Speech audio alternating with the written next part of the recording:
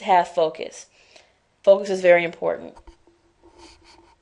Map out your routes before you leave. So as you begin to go through the properties, take the time out and before you accept a work order, map out the directions. Make sure you know exactly where it's at before you commit. Because you may commit and then find out it is 100 miles outside of your zip codes, or it was not a part of your zip codes, and now you've committed and either you have to go back and cancel it, or you just suck it up and then go get it done because it's got a good profit.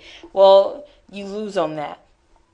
So make sure that you know exactly where you're going before you go there. Not only that, by mapping it out and going through mapquest.com, that gives you an added advantage of having verification to your GPS systems. So if you have GPS in your car that's going to help you get from property to property, that print version will also be of good resources. And you can actually download your MapQuest to your GPS. That way you have an added advantage of getting there. So GPS, don't rely totally on GPS. Go ahead and write down the local post office's number, the local fire department's number, and their address. You never know if you happen to get lost while you're at the properties, or if you're in an area you're not familiar with.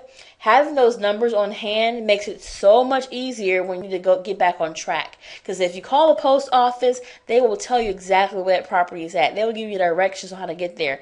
And also, at the police station, because they will also be able to help you. Those are quick references you should have for all the areas you go to. And if you prepare very well, you will succeed.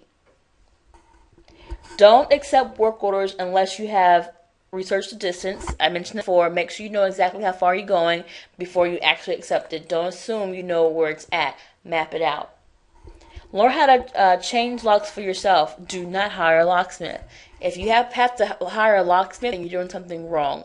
You need to make sure you learn the skill or buy the tool so that you can lock out or unlock a property yourself. And there are unconventional and creative ways of getting to a property that are acceptable in the industry when the property is truly vacant. So making sure that you harness and you understand those expectations, but not being able to get in the property is not an excuse. You have to have the key set, you have to have the tools, and you have to be able to complete the work order that the client had asked you to do without damaging the property. So find out where the local dump is at in the area you're working at. That's never an item you want to have. You want to make sure when you're going to properties and you're doing the actual trash outs that you know where the local dump is at. Now, the local dump may charge per cubic yard or cubic, foot, who knows. But you need to know where it's at. That way you're not hauling the trash and depleting your fuel.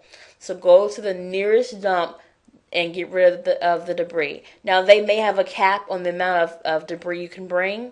Make sure you know that in advance. Not only that, when you start to calculate the amount of profit you would make per cubic yard, and if they charge $15, it's not a bad deal. You really need to make that one of the costs, because it is a low cost, and it will help you in the long run and save you money on fuel and having to have any other incidents you're not prepared for. Make sure you keep all the spare copies of all your key codes. So as you begin to accumulate the key codes and learn the numbers, go ahead and get a key ring and label each key code and label the type of loan that was used for that key code. And I guarantee you will start to see a trend. I know 35241 is the one key code. Try to work during the business hours as much as possible. So you want to make sure you're working between 7 and 3 or 8 to 5 or 9 to 6, whatever your office hours may be. Try to work between your office hours at the best. At the least, work during daylight hours.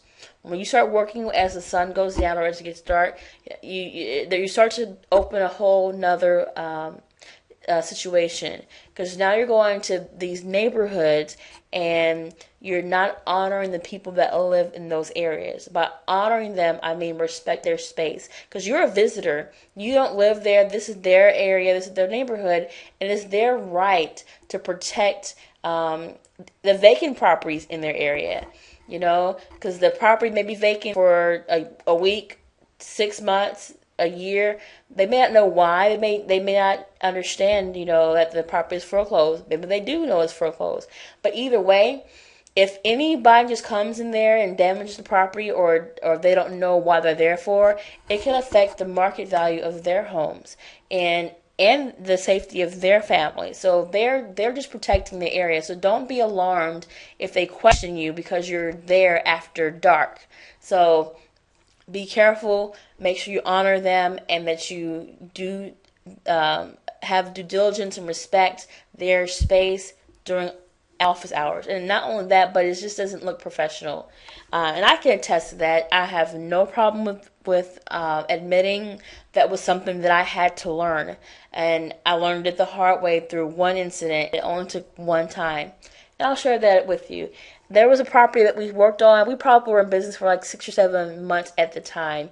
And I sent a crew out to work on a property, and in the course of them working on the property, they had got behind. It was getting dark and it was getting late, and the people who lived in the area were getting alarmed. They saw trailers, they saw trucks. They didn't really know why there were people at that property.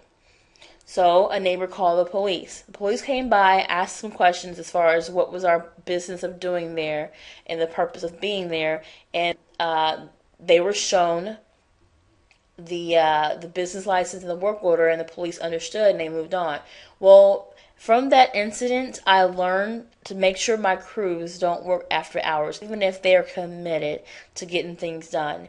It's for their safety. It's just for our business's name, because now our business name is plastered on the side of those vans, and they're associate us as not as not being compliant to their neighborhood rules or their expectations, and we don't want to be associated with that. We want to make sure we respect the areas, and that we are being good stewards, and that we are being respectful of their privacy and their space. So, like I said, I can admit that I learned a lot. From that point on, I knew to keep the office hours, or to at least keep the daylight hours sacred, and try to get as much done as I could during those times, and then carrying any and all work over to the next day and starting over from there. So that's all I have as far as things to help you build your profit as much as possible. And if you have any comments, definitely leave them below. I will answer them as quickly as possible as I upload the videos. And again, I'm just here to help you meet your needs in your property preservation business. I want you to grow, I want you to succeed, and I want to see you do well, because when you do well, that really makes me happy. And I'm so glad you spent time with me. Again, come back tomorrow and we will do the same thing, the same time. I'm Carolette Wright, and I'll see you tomorrow.